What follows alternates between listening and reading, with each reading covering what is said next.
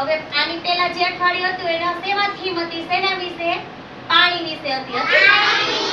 જેમાં હું તમને બધાને બતાવતી કે પાણી કેવી રીતે ઉપયોગમાં આવે, પાણીમાં કોણ કોણ રહે, એવું બધું હતું ને કાર્તિક, એવું બધું આવતું. હવે થીમ શેના વિશે છે? આને શું કહેવાય? વાહનો. એક સરખા વાહન હોય કે અલગ અલગ?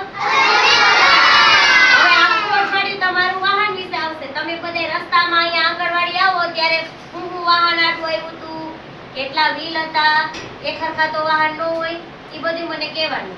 તમે તમારા મમ્મી પપ્પા ભેગા મામાના ઘરે જાઓ, બહાર જાઓ ત્યારે ચાલીને જાઓ છો કે વાહનમાં જાઓ છો?